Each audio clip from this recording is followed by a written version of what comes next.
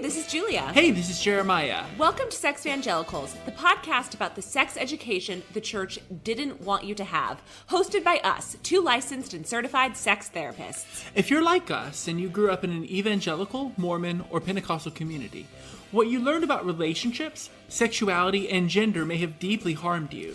Our podcast is here to help the ex-evangelical and deconstructing communities heal relationally and sexually. Whatever your story, we all have this in common. We all exist in the context of relationships. We are covering it all here, from the terrible Christian literature that still activates my eczema, debates about the inherent sinfulness of spaghetti straps, and when honeymoon sex goes terribly wrong. All the way to myths about infidelity, candid conversations about erections, and everything we wish we knew before becoming sex therapists. So if you're interested in having a flourishing sexual and relational life, especially if you missed the sex education that the church didn't want you to have, welcome to Sex Evangelicals. Let's keep healing together. Coming up this season on Two Lives. I wasted too many years of my life focusing on what's wrong with me. What I have learned through this is that I am enough. Damn it, I'm good enough. It was tough to disappoint my mother. It was tough to watch my father feel like he failed. That was hard. So, yeah, I turned my life around in prison. It actually was very comforting to know I'm not a bad person trying to get good. I was a sick person trying to get well. All that and more in Season 9 of Two Lives.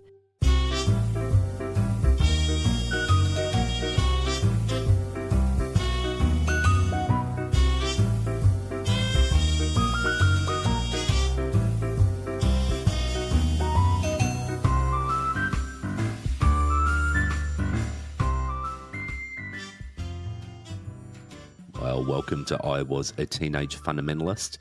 And Troy, we've just had a great chat, haven't we, which the listeners are going to hear very soon. Yeah, that's right. It was a wonderful chat with Ani Zonneveld, who is the co-founder and now president of Muslims for Progressive Values. And I tell you, you'll hear this in the interview. We reflect this a few times through it, but fuck me. The similarities between fundamentalist Christianity and progressive Christians and fundamentalist Islam and progressive Muslims is just fascinating. Like it is just, it's almost like if you closed your eyes and didn't speak the words Islam in a lot of the sentences, you go, we're speaking about Christianity. Oh, totally. And that's why I wanted to do this series, Brian, because it's just so interesting to know that progressives are pushing up against fundamentalists on exactly the same points. The rights of women, the treatment of LGBTQ, political values, education, all these kinds of things that she spoke about. These are the very things that we're doing. She even talked about reproductive rights as well. Was another thing. We didn't dig into that in the chat, but she mentioned it. And so I think as you listen to this, you're going to just be blown away. But the other thing that blew me away, Brian, was how much good work she's really doing. Yeah, and globally. I mean, based in the States, but certainly the work is global and the influence just seems to be quite huge. She's got quite a profile, obviously, from her music career leading up to that, but this really seems to be her passion, and she's obviously melding the two together. But it's just incredible. I mean, and very intelligent. Ani was very articulate and intelligent and was able to I felt like I was led into a world which I had very little idea about, and certainly the idea that I have had about it has been led by media and has been obviously shadowed by my Christian experience and what we spoke about and thought about Muslims when we were in the fold. Yeah, well, it was interesting the way that she talked about the sort of demonized version of Islam, and that's the only version that's basically peddled. And we know within Christianity, there are so many different kinds of Christianity, even within the fundamentalist camp, even within the liberal camp, there's just so many different versions. And so I think in that, she really presented to us that there are of course, the moderate Muslims, but there's these progressive Muslims. And again, just the battles are exactly the same. And the things that they're facing on a daily basis and the pushback and everything, exactly the same. And it reminded me of that sort of militant atheist that sort of stands up fundamentalism and, shoots it down. And we agree with them. But it doesn't mean necessarily that everyone has to end up an atheist or that you can't even be a Christian, of course, either.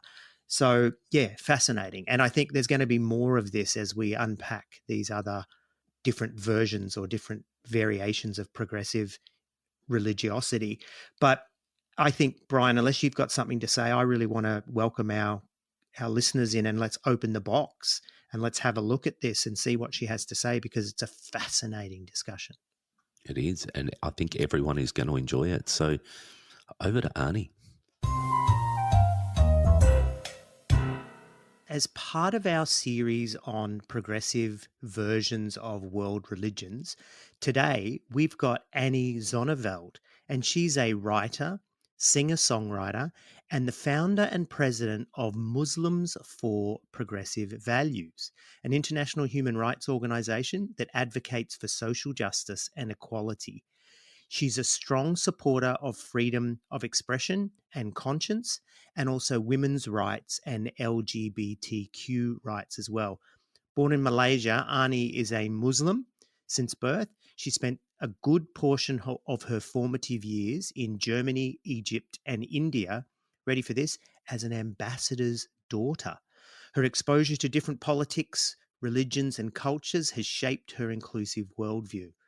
She's also, and I'm going to have to talk about this, she's a Grammy certified award-winning songwriter, and she sees the power of music and the arts in what she does around social justice and progressive Islam. So Ani Zonneveld, welcome to I Was a Teenage Fundamentalist. Thank you. Thanks for having me. Ani, one of the first questions that we ask someone, and we didn't actually send you this question in advance, and I'm sorry, we didn't think to do it, but we ask this of people all the time. Were you a teenage fundamentalist? No, not a fundamentalist in the way in the religious fundamentalism. I was a fundamentalist in the feminist strain, and I realized that when I was 12 years old. And I can share the story. I was doing the call for prayer. I was practicing it privately in my room. And my mother comes running to this room, to my bedroom, and with a horrified look on her face, and she's like, "Stop! Stop! Stop! Stop!" I'm like, "What? What did I do wrong?" And she says, "You can't do the call for prayer." And I'm like, "Why?" "Because you're a girl." And that was a moment I knew, okay, this is so whack. I can't subscribe to this. And obviously I didn't say that to my mom. I would have got a pretty good slap, but I kept it to myself. But that was a moment at 12 years old that I knew that I was not traditional in the way that my mom was grooming me to be. That's the start of the radical Ani by the sound of it. Yes, it was. We love it. Look, for those like us who are teenage fundamentalists, the view of Islam is something that is very skewed, and it's skewed in the favour of Christianity, going, Islam is evil. But can you give us a bit of a brief overview of Islam, and for people who don't know what it's about, sort of step us through, how does it look? Yeah, I guess that depends on well, I can give you two different ways, right? I'll give you the traditional look, and then I'll give you my look. I like that. And so the traditional look is basically you have the 5 pillars of Islam. That is, the first one is declaration of faith. There's no God but God, and Prophet Muhammad is his messenger. The second one is prayer 5 times a day, or if you're a Shia, it's 3 times a day. The third one is fasting. The fourth one is giving to charity, and the fifth one is going to Hajj, should you be able to afford to. So that's like the 5 pillars of Islam. And what's really interesting is we can go into like, is this literal, Ani, or not? We can park that for a minute. But from my perspective, what is completely different or what should have been the pillars of Islam, is basically love and compassion for all, for human dignity, for the environment, as caretakers of this world.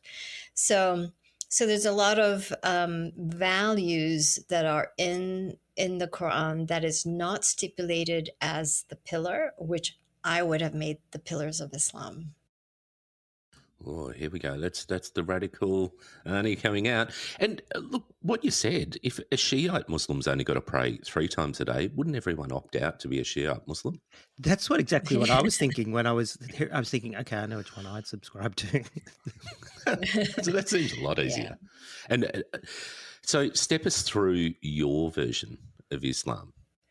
So what's really important to also know, and actually most Muslims don't know this, is that the 5 pillars of Islam is not actually listed in any of the pages of the Quran.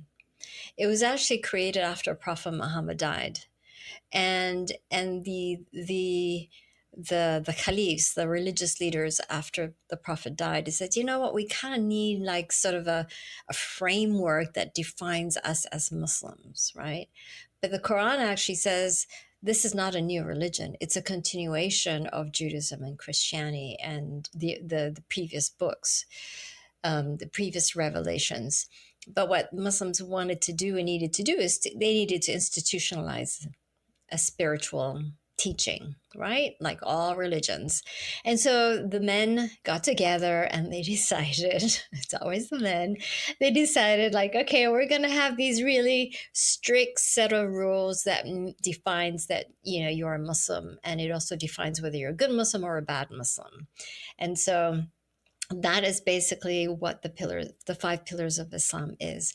Now, the 5 pillars of Islam is an extrapolation of the various passages of the Quran that talks about connecting to God, but it doesn't stipulate how you connect to God or to the Creator, right?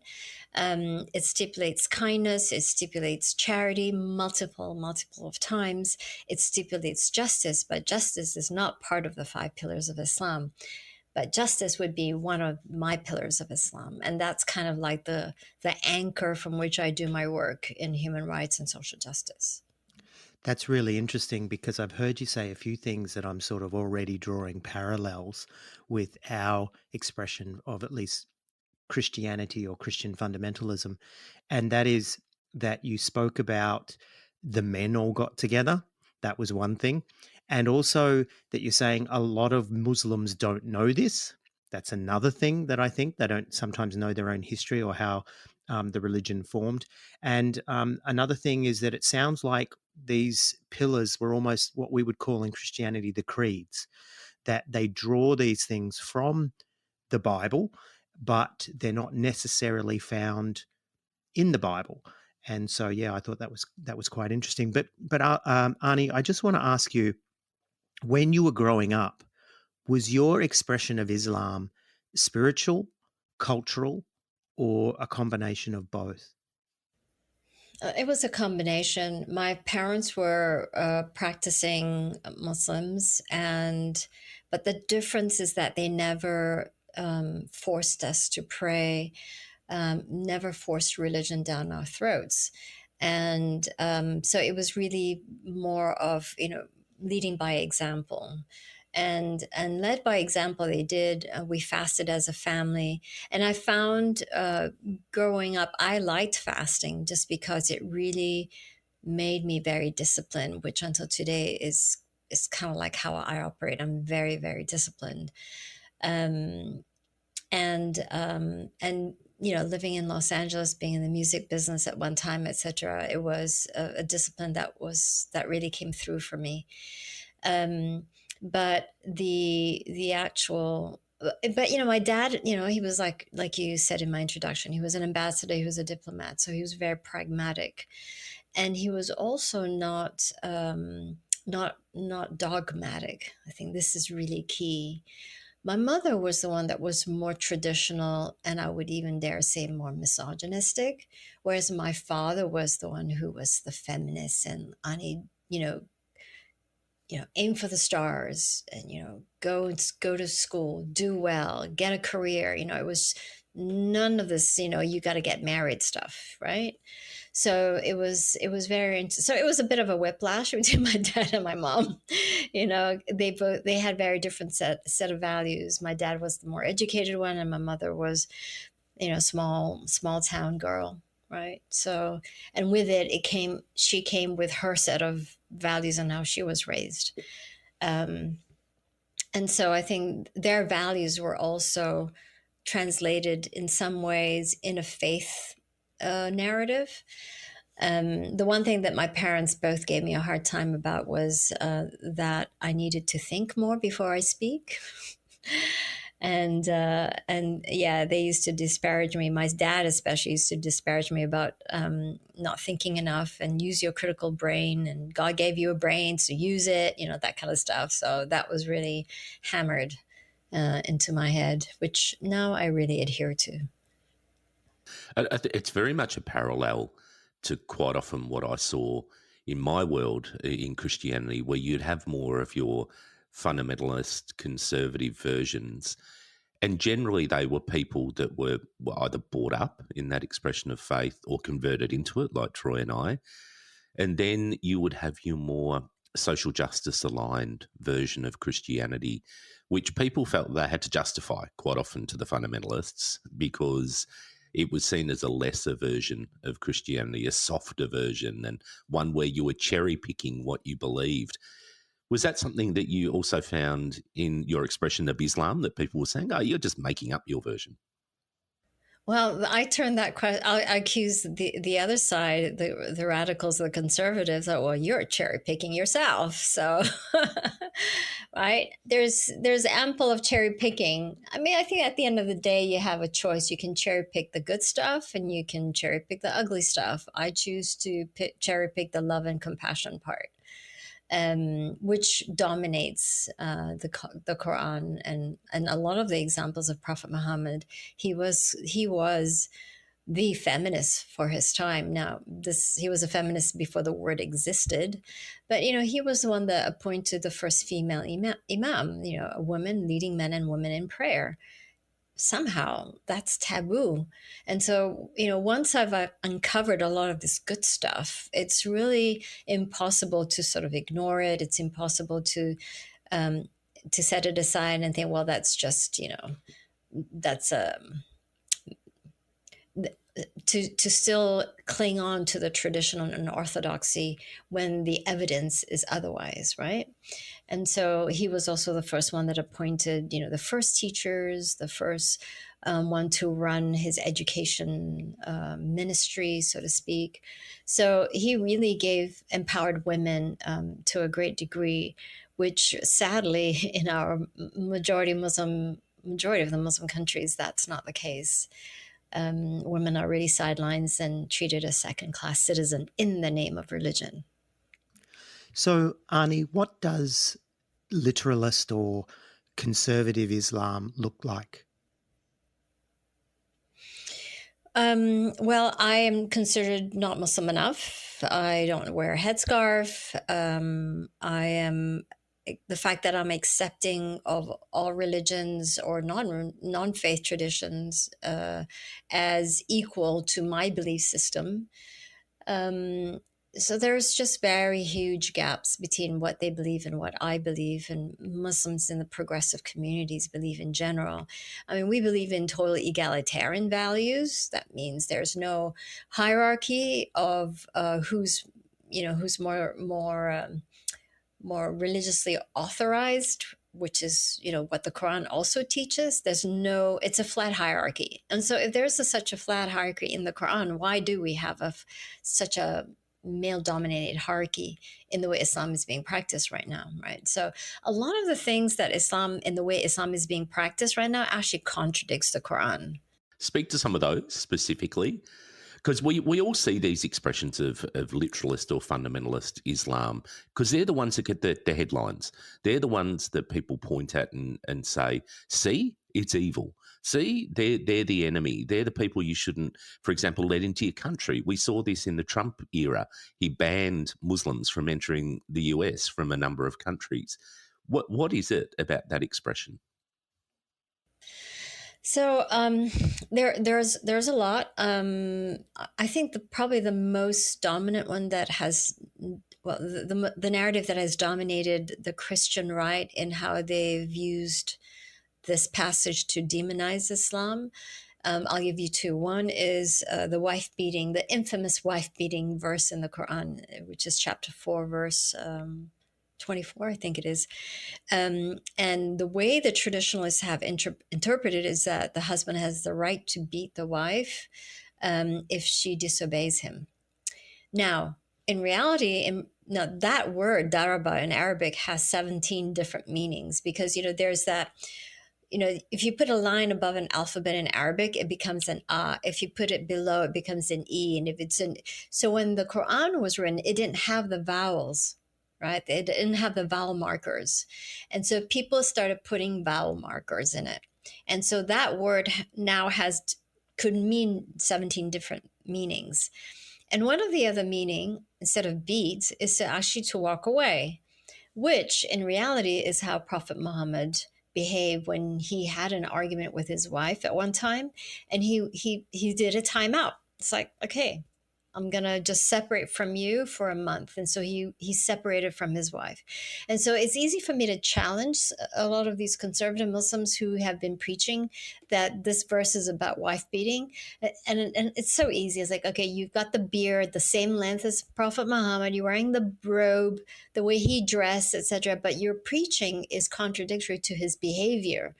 And so they can't really counter that argument, because the evidence, and they know the history, right? So they're just being hypocritical. So that's one example. The other example that a lot of the Christian and the Jewish pro-Israeli right like to use in order to slam Islam and Muslims is the passage about and spite them, meaning the Christians and Jews wherever you find them, right? That means kill them, right? In the verse. But this was in a particular context of a war where Prophet Muhammad was the governor of a secular state, mind you, where he was governing several different tribes, including Christians and Jews and pagans and Muslims. And the covenant that they had among themselves was that they would all defend each other. And what happened was one of the Jewish tribes betrayed the covenant and allowed for the Meccans to come in. And, there was this whole war because they've been trying to kill Prophet Muhammad, right? And so that was the passage of a particular historical event of a particular time. Now, the first martyr in that, in the Medina governorship was a rabbi. Muslims don't know that. Jews don't know that. But everybody knows that this Quran passage talks about killing in Jews, right? And then I'll give you another example of how, and the Orthodox Muslims and radical Muslims will use the same, will use that verse to justify their hate for the other. And that's the point where the Christian right and the Jewish right pick up, because they're picking up from the radical Muslims. Right? So that's why it's important for us as Muslims to clean up our act, to really counter that radical interpretation from within us so that non-Muslims can't use it against us, because it is off base. It is a bastardization of the Quran. And another example is that Prophet Muhammad had covenants with Christian tribes and Jewish tribes. And it basically states that we will protect you and your places of worship until the end of time. That is such a problem, and that is evidence, right? But we're not taught that either. So there's some really good stuff that I've uncovered, as I started relearning Islam, because after 9/11, I was questioning my faith too. Like, what the hell is this? Jihad, killing innocent people? This is crazy. And I've never heard of this term jihad in the way it was used, and I'm born and raised Muslim. And so in relearning the religion for myself, independent of any institution, there was a lot of good stuff that I found, and that's why I'm still a Muslim. And the one verse that has, really instilled my progressive values is the verse about justice, and that you have to speak up for justice, even if it is against your own self-interest. And I think that's a powerful verse, guideline, moral compass.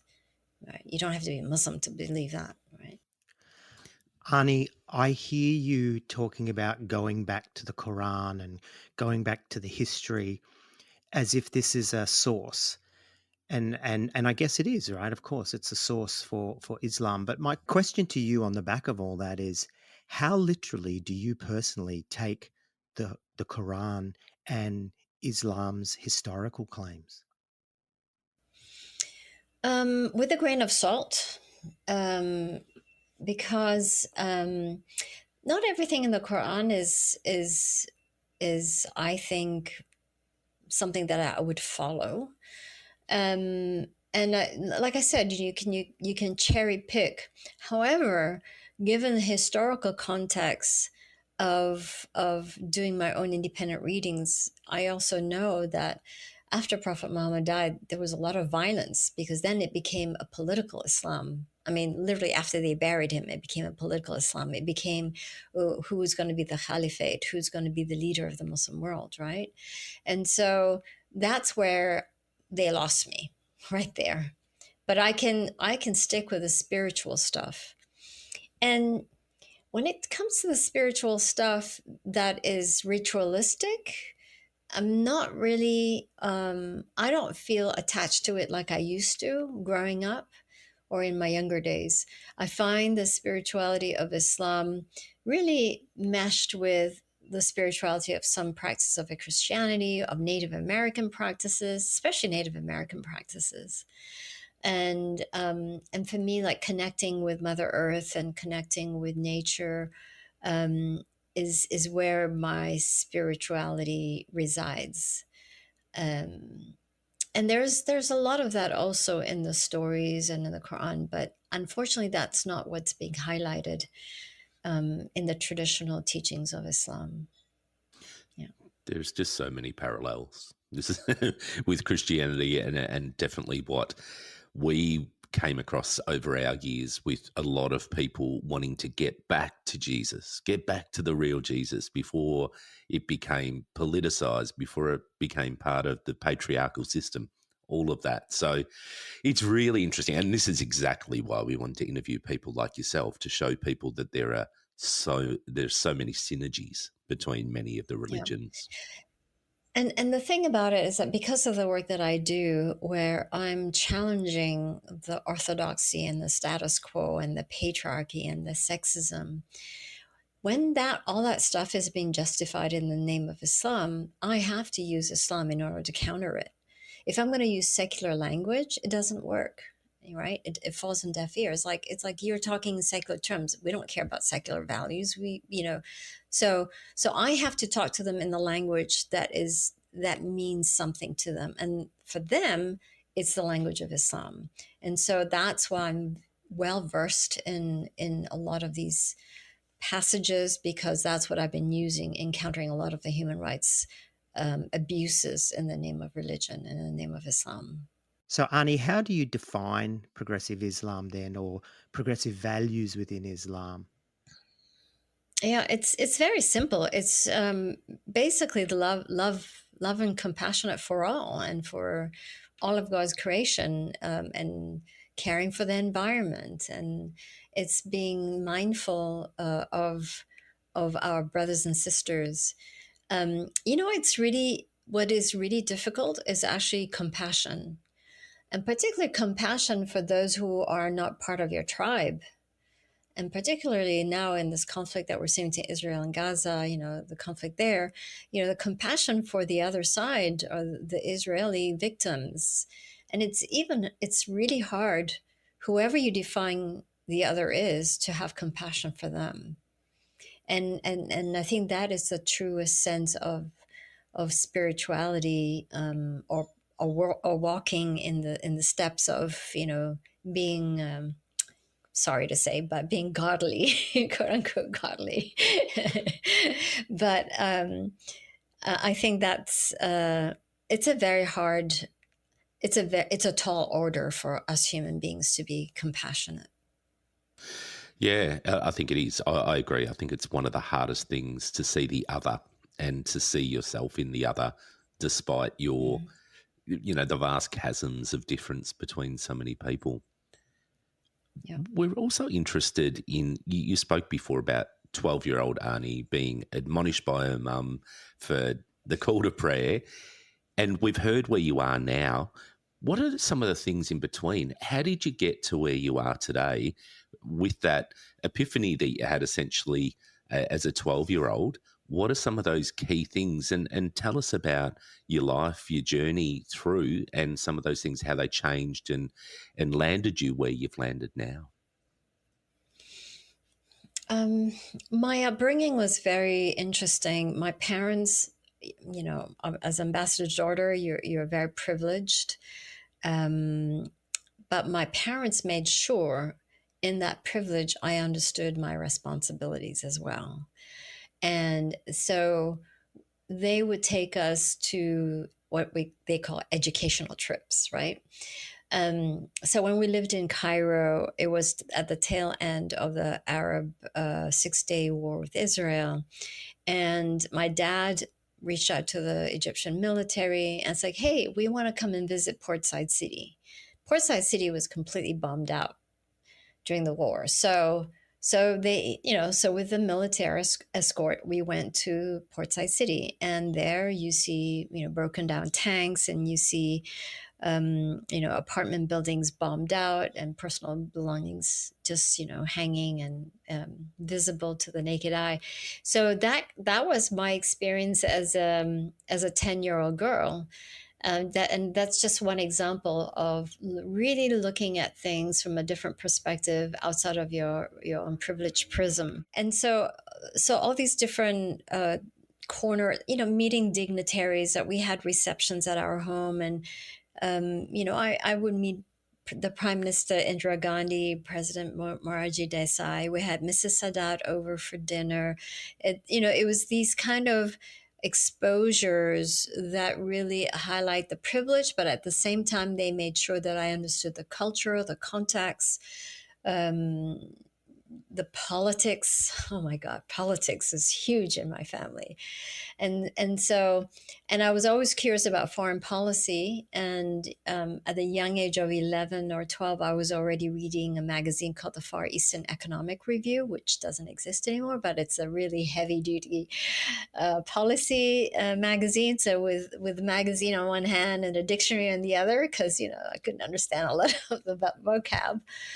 But that's kind of like how that was how I was at a young age, and graduating in economics and political science. And I told my dad, okay, I'm done. I kept my promise, and I want to do what I want to do, and that was music. And so then I moved to Los Angeles to pursue a career in music.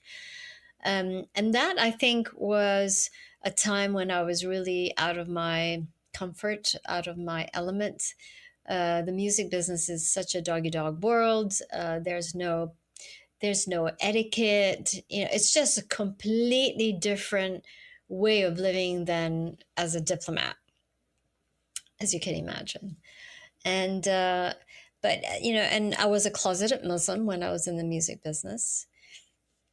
And then 9/11 happened, and I just had that fork in the road, and I decided that what, I need to do something more meaningful than write silly pop songs.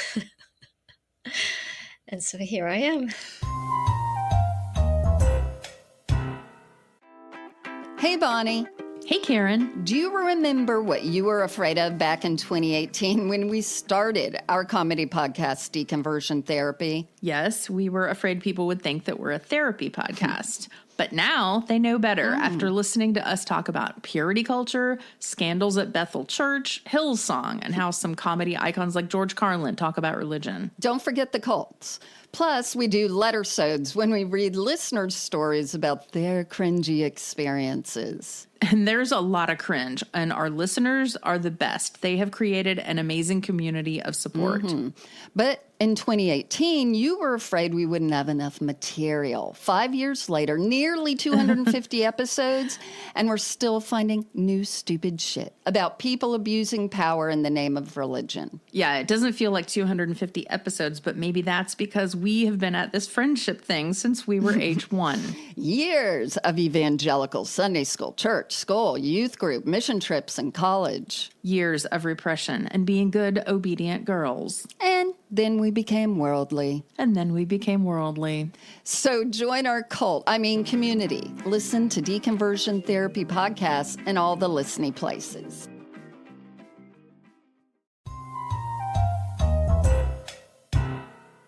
So why were you a closeted Muslim when you were in the music industry? What was it that you saw the cost would be of being an out there Muslim? You know, I was already a minority of a minority, and it was just already difficult as it was. It was at a time when there was internet didn't exist, so the communication was very challenging, was very difficult. I had to. I mean, everything was analog, phone calls. It was meeting people. You had to send your music, your demonstration, or your demos, right? Your song demos by mail to publishers. And it was just being, having the name Zuriani already, that is my full name, is already foreign. And I just felt that, just adding another element of, what religion or what faith tradition you come from was just not necessary. And also, there's a lot of sexism in the music industry. And when I started out, I was doing production and arrangement, and I was doing the programming, music, and so I wasn't doing what women were expected to do, and that was write lyrics and sing.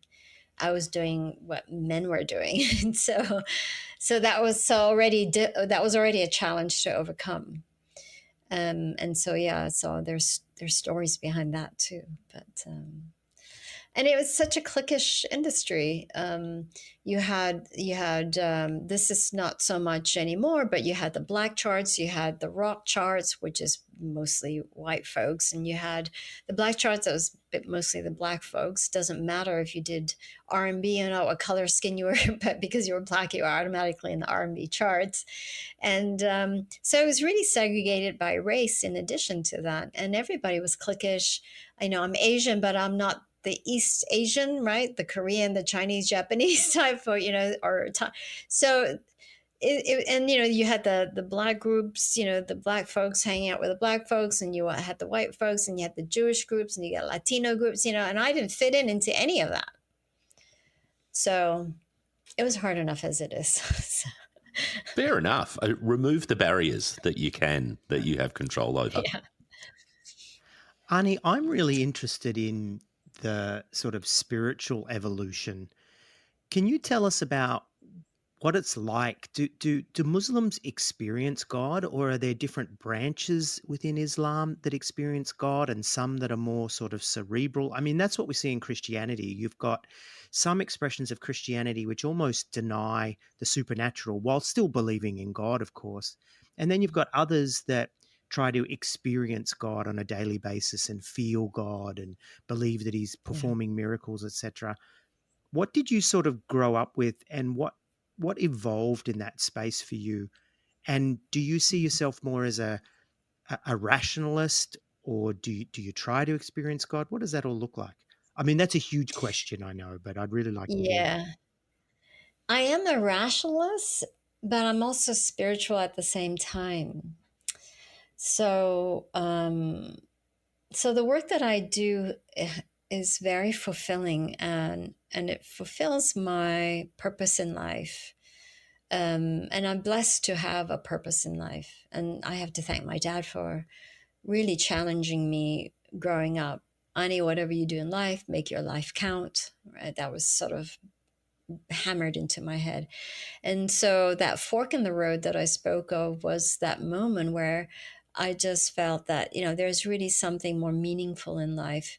And I came to that thought crossed my mind because I worked so hard to work myself into the industry because I didn't know anyone. And then, I achieved getting this Grammy certification and I didn't feel anything. Now, when you work so hard for something and you are rewarded for it, you should be elated, right? But I felt nothing. And so, and that was that point where I just sat back and I just sort of stepped out of my own body and just like, okay, why am I not elated? And I just sort of analyzed that. And I just basically came to the conclusion there's got to be something more meaningful in my life than just doing this music or this kind of music. And but the one thing that really was the impetus for me to start Muslims for Progressive Values and the work that I'm doing now in defending human rights, defending people's right to leave Islam, defending people's right to just express themselves freely because that is their right according to the Quran. Now, a lot of Muslim countries will use the Quran to deny people the right to think and express freely or to leave religion. And that is a complete, it's the opposite of what the Quran is actually teaching. And so, but what happened was when 9/11 happened, I decided, well, you know what? There's all these alpha males just talking about Islam, bashing Islam, the politics, the religious leaders that are representing us Muslims in America. Who are these people? They don't represent my values. And so what I decided to do was to do an Islamic pop CD. And I talked about women's rights in Islam. I talked about the role of Prophet Muhammad's wife, who was the financier. I just wrote a lot of stuff that really contradicted and was a counter narrative to what was out there: the radicalism, the terrorism, the talk of war. And I was coming at it from peaceful coexistence and spirituality and feminism, etc. And so my production was full-on pop production because that's what I did for a living. And I used the guitar, I used different percussions and instruments and programmed and drums, blah, blah, blah. And lo and behold, I didn't realize I was wading into this ridiculous interpretation of Islam that music, number one, is forbidden. And number two, because I was a female singer, my female singing voice was also forbidden. It's sexual.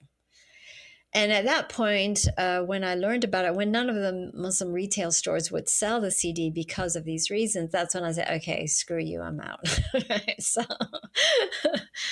and for many reasons, because number one, music is not forbidden. And number two, I'm born and raised Muslim, and I know the history of Islam better than what they're constructing, this false narrative.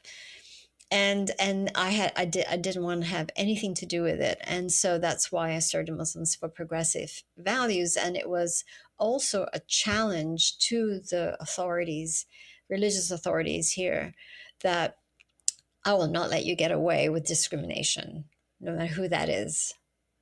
And so that's sort of like the fire in my belly. I mean, that would definitely be a challenge if I interpret that through the Christian lens. People definitely, we see pushback of, and people are seen as flaky or not in representing the real Jesus or whatever. How do you get pushback, and your organisation get pushback for such progressive values from the more literalist, fundamentalist expressions of Islam?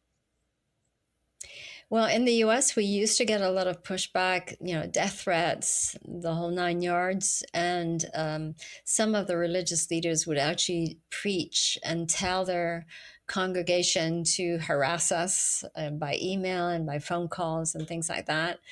And but that has stopped because what has happened is that the good thing about American Muslims is that a lot of them are educated, right? And so they can read the Quran for themselves. They can read whatever books, because we have freedom of information here, unlike Muslim majority countries where a lot of books are banned. If it contradicts the state definition of religion, then it is banned. And so that's the difference in the Western states, or here, or Europe, or Canada. You have complete freedom of information to read whatever you want to read. And so in the beginning, it was very hard, but the media also played a role in pitching us against the traditionalists. So, for example, on LGBTQ rights, they would interview me and my position on LGBTQ rights, and then they would interview the traditional imam. And their response would be so homophobic, it was embarrassing. And so then, after reading themselves and what they say and how they've been quoted, they said, oh, shoot, we should really pretend to be progressive. We should pretend to be inclusive. And so, so they got smart and they started talking the language of progressive or the left, political left narrative. And particularly during Trump's time, when Trump was banning Muslim, and he was just awful, not just to Muslims, but to Mexicans, to immigrants, he was just awful human being. And so the conservative Muslims, like, holy shit, we're in trouble here. And so they started camouflaging as if they were progressives and speaking of, oh, we are for women's rights and we're for LGBTQ rights, all this utter nonsense, utter lies. And of course, I could see through that. And now I laugh about it because, but what happened then is then Biden won, and then they started coming out of their closet and shedding their farcity and started really revealing, they're still the homophobes, and they're still the sexist people that they are, and so on and so forth. So it's gone through several cycles, but the kicker is that there was an article in the New York Times, an op-ed by a traditional Muslim scholar of Islam of Turkish heritage, and he, in a not so kind of a way, but still I'll take it, he basically said that traditional imams and religious leaders in America are so fearful of Muslims for progressive values because of the cultural impact they have on the next generation of Muslims. And that shift of culture is irreversible. And so I was like, yes. And it's also backed up by statistics with Pew, which is a reputable and independent research institution. They did a study of attitudes of American Muslims over a span of 10 years. And it's been documented. They have, American Muslims are definitely progressive in their spiritual practice and their belief system. Ani, I want to tell you a story that I have told on the podcast before. The term that we use is backslidden Christian, right? So I'm still trying to be a Christian, but I'm not really a very good one. And I was living in Singapore, and I was at a party. Well, hang on one a second. Wait. I'm going to stop you there. Why do you say you're not a good one? Oh, at that point in my life, that's basically how you point. define from a fundamentalist perspective. You're not a very good Okay. Christian. And I wasn't holding, I was still holding a lot of those beliefs. And so I was actually under a lot of sort of self-condemnation that I was not walking away yet, but I was still believing it sort of, somewhere within me. And so I was conflicted a lot, in terms of what I was doing and what I was claiming to believe. But I was at a party one night, and I met this Malay Muslim young woman who said to me something really interesting. She said, I don't, because we started talking, and she explained that she was from quite a strict Muslim household. And she said to me, I still believe in Allah, the Quran, and Muhammad, but I don't go to mosque. And it was really interesting for me because that really aligned with something that I had said before to other people, which was, I still believe in Jesus, I still believe in God, I still believe in the Bible, but I don't go to church. Yeah. And to me, there was a real profound moment of, she's saying exactly the same thing I did, but the names are different. Yep. I later walked away, though. I later walked away from my Christianity. You stayed a Muslim but surely you have friends and family that have walked away totally. What does that look like? And is there a process that you've seen people go through? Do they become quite aggressively anti-Islam, but then maybe later swing back to a more tolerance? What does that sort of look like? Yeah. Well, first, 70% of American Muslims don't go to the mosque, and they find spiritual inspiration outside the mosque. And so they identify as Muslim, but they find spiritual inspiration outside. And they also is the same group of people that believe like there are different paths to God. So, the conservative or radical approach is that no, Islam is the only way. And even then, a particular way, particular type of Muslim, right? Like I would not qualify. As a matter of fact, I'm pretty sure I've been condemned to hell by many people, by many Muslims. But what I've seen with Muslims for Progressive Values is that people have their spiritual evolution really varies. So some started from being really radical Muslims to imploding and becoming atheists, and being an atheist for some years, and then in maturity circling back to like, let me give it another look, let me read different books, let me see what else is there. Some go to Hinduism, some go to Christianity, some go to whatever, all sorts of religions, and then they cycle back, and then they come back to Islam. And a lot of times they come back to Islam because of what they read on our website, because of the inclusivity, the egalitarian values, the social justice. It's a religion that speaks to your values. It's not supposed to be a religion that is all about ritual, right? Ritual is supposed to help you get to a spiritual connection to the loving and compassionate human being that you should be, but it's not just empty ritual, which is what it has become. I've also seen ex-Muslims that are very hateful. And as a matter of fact, there's a Reddit, subgroup that all they do is just slam Islam. And they put a lot of resource into slamming Islam. But it's unfortunate is that the kind of Islam they're slamming are the very Islam, and that they're validating as the real Islam. And that's why we quit Islam, is the very Islam that we are countering as being, it's not the real thing. And so ex-Muslims have not become our ally. They've become actually part of the radical Muslim side because they subscribe to the same ideology, except one believes and one doesn't, right? And I understand the trauma they've gone through, and a lot of them have gone through a lot of trauma. I get that. But I'm here defending their right, and as a Muslim, and challenging their governments, putting my life at risk, defending their rights. And so, but I'm not asking for gratitude or but the minimum, don't hate me for being a Muslim, right? So I've seen that my family is not progressive anymore.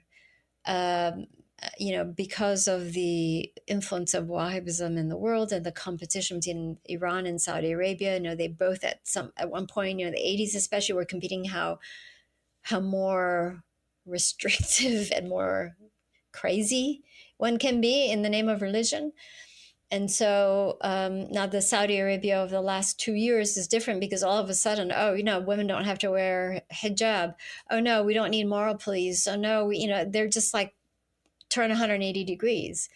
And so, but the damage has been done. And so the Wahhabism that has influenced the Muslim world is so entrenched, and it has impacted, members of my family, and the folks in Malaysia. For the majority part, they are very, very conservative and very Wahhabi in their, like your Singaporean friend, acquaintance there, raised a very restricting, religious home. And that's the hardest challenge for me, is to have my family members who are just on the other end of the scale. It's interesting seeing the parallel of the angry atheists who attack a certain form of Islam. We see very much the same thing in the ex-Christian scene here, that they attack the fundamentalist form, but they don't allow a more moderate Christianity to exist. They think that that's just as bad, or that's giving air to, and it's, I just, sorry to state the obvious, but the parallel is just blatant that it's exactly the same kind of thing. Yeah. You've spoken a bit about what your organisation, Muslims for Progressive Values, do. Can you tell us a bit more about the organisation? You've spoken about definitely the rights of women and the LGBTQI community, but how did it start? What were the roots of it, and what is the vision, and what do you do as part of your core work? Yeah. So after 9/11, people were really grappling with what it meant to be a Muslim, and if so, what kind of Muslim. And when I started the progressive Muslim community in Los Angeles, I started discovering there were other Muslim folks like myself in other different chapters in different cities. And we kind of got to know each other through meetup.com, through Yahoo groups. And so in 2007, we convened the founding conference of Muslims for Progressive Values at Sarah Lawrence College in New York. And the founding board members voted me as the executive director or president, and tasked with go ahead and get this organization registered. And but they also know that I'm a doer. So if I say I'm going to do something, or if I commit, then I really commit. So as a result, I've been running it ever since. And the work that we do is really using Islam in the positive light, and that is to really challenge patriarchy, sexism, racism. We in the United States, for example, we are the go-to Muslim organization when it comes to filing amicus briefs in support of reproductive rights, or against discrimination of LGBT people, for example. At the moment, in the last 10 years or so, I've also been developing a catalog of songs that are uniquely from Western Muslims. And so because most of us, other than the African American Muslims, most of us are immigrants from somewhere else, and our Islam or cultural practice is based from wherever we came from. And so it's in a different language, right? It could be in Urdu, Arabic, Turkish, what have you. And so as American Muslims, we don't have an American Muslim cultural identity. And so what makes MPV different is that we've created a new culture. And so, but the new culture is really rooted in the teachings of the Quran of egalitarianism. So for example, when I lead prayer, and I do the kafal prayer and I lead prayer, I lead men and women in prayer. Trans people can choose to stand where they want, whatever they feel comfortable. And families can pray together, right? You can't do that in the mosque.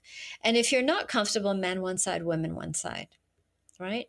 And so we take turns. So another time, a man will lead prayer and I'll do the call for prayer. We really want the members of the community to take spiritual leadership, which is often denied because of that hierarchy and patriarchy. And so that's a spiritual space. And the songs that I've created are spiritual songs that are like, for example, Prophet Muhammad's favorite prayer, but it's the lyrics is set to classical music. And I love church choirs. And so I've arranged the vocals in huge choral arrangements and, strings and so on and so forth. And so I've used my music to create an American Muslim culture, which is, really necessary if we are going to be part of that society. And this applies to Muslims in the West, whether it be Australia, New Zealand, Europe, Canada. So that's one. That's that spiritual culture. And then there's also the secular culture too. So a lot of Muslims are marrying outside the faith, and their partners are not converting to Islam. So who's going to marry them?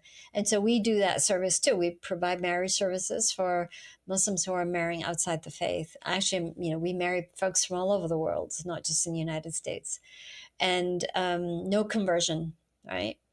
And then, so where do their children go? Where do their non-Muslim families and friends go to partake in a tradition that is meaningful for you as an American Muslim, a progressive American Muslim? So we're creating a musical theater production that can be used as a celebration of, for example, the end of Ramadan. Right now, we don't have anything. We just go to the mosque and then we eat. That's it. We don't have anything that is a cultural expression that is celebrative, that can unify people, whether you're Muslim or not. And so that's like really getting into the weeds. And then I do a lot of advocacy work at the United Nations as well. So we're a member of the Multi-Faith Advisory Council for the UN, all the 27 agencies. And I also, work with religious leaders in Africa and getting them to preach and teach about women and girls' rights in their societies. And yeah, so it's 3 different buckets there for me. You're doing a lot of work there. And I know you've hinted at this and you've even said it outright, but I do want to ask you again, do the more traditional Muslims and conservative Muslims, are they forced to accept you, or do they still just say they're not real Muslims? No, they are. They've acknowledged I work with conservative Muslims, like the imams in Africa that I work with. We have a network of 3,400 imams now. They're traditional, they're conservative. They won't support LGBTQ rights, but that's okay. They are all for promoting women and girls' rights, empowering women's right to economic independence, and so on and so forth. So when your religious leaders are teaching and preaching egalitarian values for women and girls, the society changes as well. And as a result of that, we also support women, with their economic development funding, seed funding, them to start businesses. And so they flourished. And when they flourish, they also become active in politics as well. So, and that is simply rooted in the religious leader doing what they're responsible to do, and that is to promote, human rights for everyone. And so a lot of times, there's a lot of money that goes into education, particularly in Africa and Muslim societies, from these secular foundations, and they put so much money in it, but they're too afraid to touch the framework of religion. And you can build the infrastructure, all the schools you want, but if the imam tells the family and society girls cannot go to school or should not go to school, they should just be married off as soon as they get their period, those schools are not going to get filled. And so you have to change the society's mindset in order to fill the schools. And that's what I do. You said there they don't necessarily advocate for LGBTQI, and that's okay. I'm guessing what you mean by that, and correct me if I'm wrong, is one step at a time, pick your battles. Yeah. And also you can get killed. Yeah. Not just me, but them. And, as a matter of fact, one of my partners almost did die because he said there's no punishment for being homosexual in the Quran. And he almost died, and I had to rescue him. So it's not, even when we're talking about women and girls' rights, there's a lot of threats against the imams in our network because they're really challenging the radical imams, and the radical imams don't want to see women and girls flourish. They don't want to see the other faith traditions as equals. They want to divide and conquer. That's their mindset, and they're being funded by the Gulf states, some of the rich states. And we're up against that. Well, there's a lot at stake.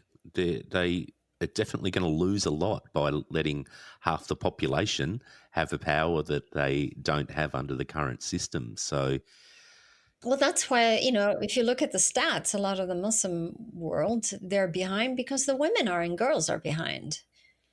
it's evident. Yeah. So, Ani, if you had the opportunity to speak to progressive Christians, of which we have a lot in our audience, and also speaking to those ex-Christians, what sort of corrective statements would you like to make about some of the attitudes towards Islam, towards progressive Islam? I would say first and foremost is that we all pray to the same God. And the history of our faith traditions are so intertwined. And that would be number one. Sorry to the two of you, but we have a chapter in the Quran called Mary, okay? Most Christians don't know that. So, so we can start from there. Yeah, please tell us about it. We know nothing about this. Okay, so the story of Mary giving birth to Jesus, there are some similarities, but there's also some differences as well. And it really speaks about the anguish that Mary went through, her pregnancy, and how she basically talks to God, like, how can I be pregnant, and so on and so forth. There is a it's a very important. I mean, that's why a lot of Muslim women are called Maryam, which is the Arabic name for Mary. So that's, when you hear Maryam, then you know where that's coming from. And the story about Jesus as being the difference, I should say, about Jesus from the Islamic perspective is that he did not die at the crucifix. But how he died or where did he go and all that is a mystery. It's not clear in the Quran. And so the story from the difference between Christianity and Islam, and this is the huge difference, is that in Islam, you're born pure, free of sin. Whereas in Christianity, you're born with sin and Jesus, and you have to embrace Jesus to be, what's the word? Saved. To be saved. That's right. So those two concepts are very different. And there's a few other differences, and that is, for example, in Christianity, Eve was created from the rib of Adam. That's not in Islam. It doesn't say who was created first. It was intentionally vague, and it stated that one was created to be partners of the other. Now, funny enough, the Orthodox and traditional Muslims have bought into the Christian narrative of who came first, and that Eve was created from the rib of Adam. I'm like, wait a minute, that's not Islam, that's Christianity. What happened? So it's interesting how Muslims, conservative Muslims, are actually borrowing from the patriarchal version of Christianity. It's very interesting. Cherry picking is alive and well, Ani.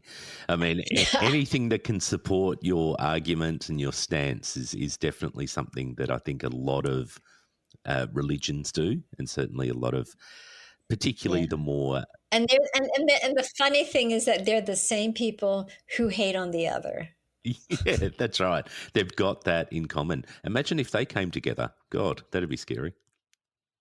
Oh, that would be so wonderful. And go off on an island and leave the rest of us alone, please. That sounds like a great idea. I love your work.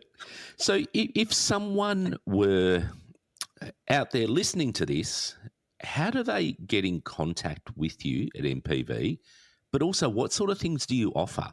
What are some of the things that you can do for people that want to connect in with you? Some of the best thing for you to do is to sign up to a monthly newsletter, and that kind of updates you on all that is going on, what we do, what we're thinking, or what I'm thinking and what I'm writing about, and what's been occupying my mind. It also highlights the different chapters in the United States that are having activities. As far as policy goes, I will highlight the various policies that we've been involved in or court cases that we've been involved in.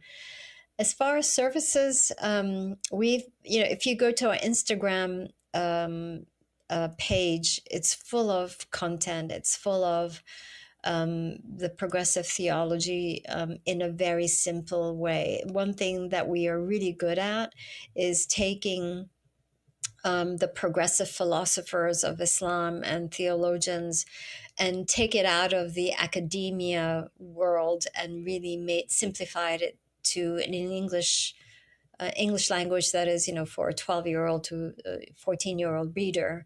That way, if you're a non-English reader, you could still understand it, right?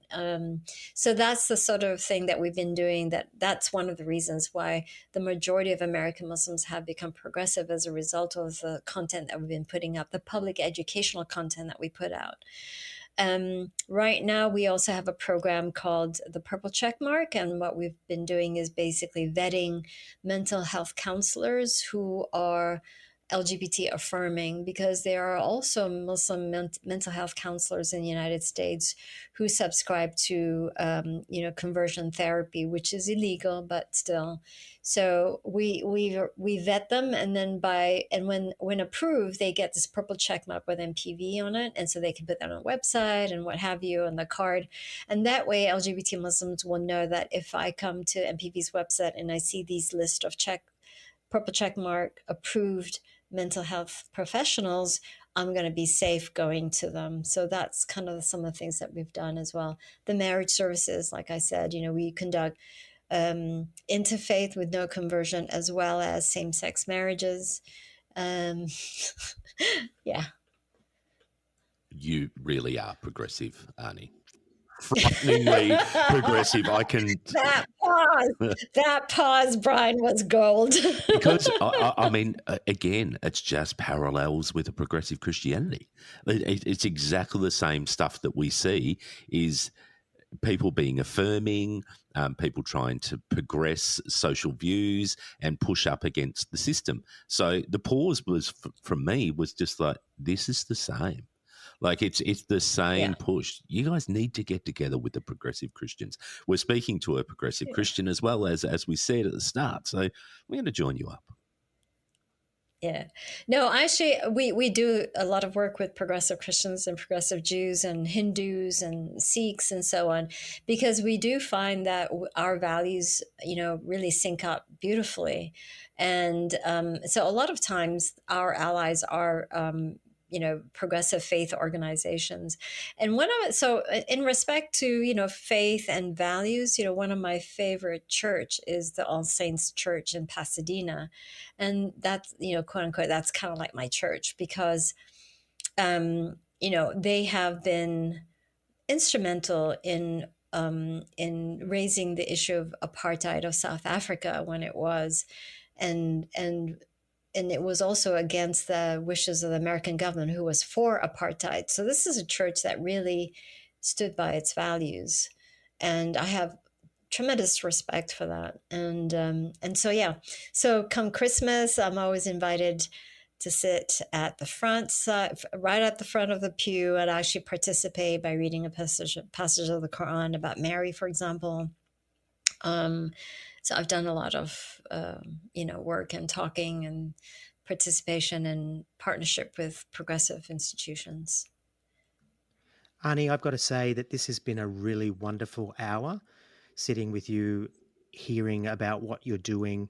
I feel a real warmth towards you and what you're trying to do and what you are doing. And so I just want to congratulate you on what you're doing, but I also want to say, kudos to you. It's absolutely wonderful. Thank you. Thank you, Troy. Yeah, I want to thank you as well. It's been enlightening. And I mean, this isn't something that we ever spent time with, obviously, as Christians. We spent time praying for you, let me say. Because and sometimes against you. Sometimes against you. Atheist. Yes, that's right. But we would never sit and talk with. I mean, obviously, since I left Christianity, I've definitely connected with a lot of Muslim people of different expressions of Islam. And again, you today another expression. So it is fantastic to hear that, and fantastic to hear the similarities, and slightly scary, but also I think just really encouraging that there's people out there like you and organisations such as MPV trying to carve a way forward that is more positive, that is more influential to people's rights and definitely people's ability to thrive in the world. So thank you so much for what you do and what MPV does. Thank you. Thanks for having me, guys. No worries. If you'd like to connect with the I Was a Teenage Fundamentalist podcast, then please see the links in our link tree in the show notes.